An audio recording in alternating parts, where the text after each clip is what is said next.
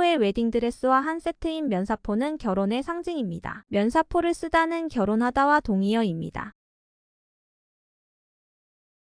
면사포는 남면 비단사 배포자를 씁니다. 비단사는 가는 실의 의미가 있고 삼배포는 천을 의미합니다. 조합하면 신부의 얼굴을 가리기 위해 가는 실로 만든 천이라는 뜻입니다. 옛날 서양에서는 젊은 여성의 신체 노출이 철저하게 금지되었습니다. 심지어 결혼식에서조차 신부의 얼굴을 가리기 위해 만들어진 것이 면사포입니다. 철부지는 철없는 어린아이를 가리킵니다. 그리고 성인이라고 하더라도 철이 덜 든 사람을 일컬으기도 합니다. 철이란 사리 판단을 하는 능력입니다. 철부지는 순수 우리말처럼 보이지만 한자와의 합성어입니다. 금슬은 검은고금, 큰 검은고 슬자를 씁니다. 검은고 두 개가 어울려내는 멋진 화음을 부부 사이에 비유한 것이 금슬입니다. 금슬을 금실이라고도 합니다. 금슬을 잘못 발음한 것이 금실인데 워낙 많이 사용하다 보니 표준어가 되었습니다. 금슬 좋은 부부도 맞고 금실 좋은 부부라고 해도 틀린 것이 아닙니다. 시중에서는 금실이 오히려 더 많이 쓰이는 편입니다. 기승은 기운기 이길 승자를 씁니다. 기운 또는 세력이 너무 강해서 좀처럼 수그러들 기미가 없을 때 기승 부린다고 합니다. 부동표라고 할 때 한자를 오해하는 경우가 많습니다. 정확한 한자 확인하고 넘어갑니다. 부동표는 아직 의사결정을 못해서 이리저리 떠다닌다는 의미로 뜰부 움직일 동 표자를 씁니다. 부동표를 움직이지 않는다는 의미로 안일부를 쓰면 오답입니다. 뜰부자를 써야 정답입니다. 부동표는 움직이지 않는 표가 아니라 둥둥 떠서 다니는 표입니다. 금자탑은 피라미드를 가리킵니다. 피라미드의 뾰족한 모양이 세 금자를 닮았다고 하여 금자탑이란 이름이 붙여졌습니다. 금자탑이 금자 모양을 한 탑이라는 뜻이므로 한자는 세 금자 글자 자자에다가 탑탑자를 씁니다. 약 4,500년 전에 세워진 피라미드는 전 인류의 기념비적인 건축물입니다. 이런 피라미드의 압도적인 가치에 비유하여 후세에 길이 남을 업적을 금자탑이라고 합니다.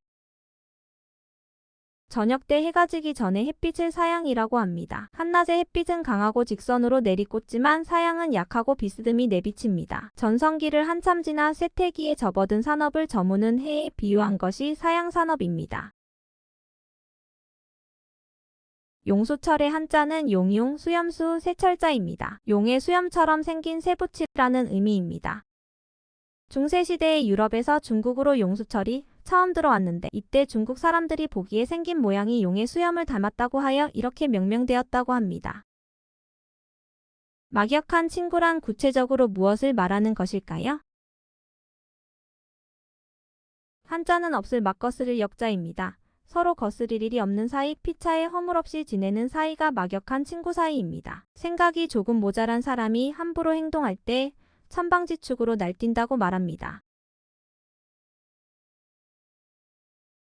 천방지축은 하늘천 방향, 땅지 굴대 축자를 씁니다. 굴대란 수레바퀴 두 개를 연결하는 길다란 막대입니다. 한자의 뜻은 어디가 하늘 방향인지 지축인지 모른다는 의미입니다. 지축이란 대지의 중심입니다. 흔히 포탄이 터지면 지축이 울린다, 지축이 흔들린다고 할 때의 그 지축입니다. 지축의 또 다른 의미는 북극과 남극을 연결하는 자전축을 가리킵니다. 해장국 그리고 해장하다에서의 해장은 해정이 와전된 것입니다. 해정은 숙취를 푼다는 뜻입니다. 풀회, 숙취정자를 씁니다.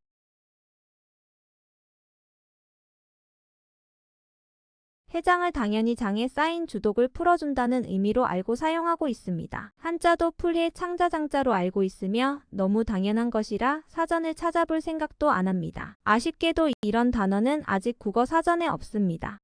그러나 이 해장이란 낱말이 국민들 사이에 일상적으로 사용된 지 이미 오래되었고 어법에도 맞는다면 하루빨리 표준으로 지정할 필요가 있지 않을까요? 이 해장과 해정이란 낱말은 국어사전과 일상생활의 괴리를 여실히 말해줍니다. 사자성어 우화등선 검토하겠습니다.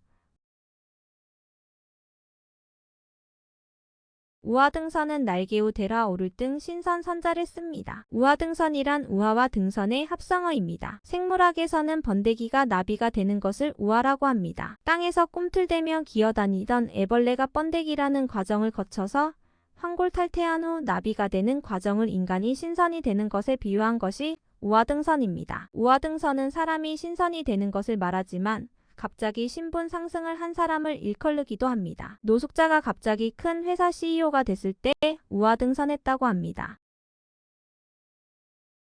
우화등선을 국어사전에서는 사람의 몸에 날개가 돋아 하늘로 올라가 신선이 됨이라고 정의하고 있습니다. 이것은 서양식 사고에 의한 표현법입니다. 신선을 말하는 것이 아니라 천사를 묘사하고 있는 것으로 보입니다. 천사는 반드시 날개가 있어야 하니까요. 우화등선에서의 우화란 실제 날개하고는 아무런 상관이 없는 개념입니다. 인간이 초월적 존재인 신선이 되는 것 자체를 우화라고 말하는 것일 뿐입니다. 신선에게 날개가 있어야 한다는 얘기는 국어 사전 외에는 들어본 적이 없습니다. 시공을 초월하는 능력을 가진 존재가 신선입니다. 신선이 몸에 날개를 달고 하늘로 난다는 것은 어불성설입니다. 우화등선이라는 사자성어는 우화나 등선이나 각각 사람이 신선이 됨을 의미하는 단어입니다. 철천지원수라고 할 때 철천지의 정확한 의미 알아봅니다.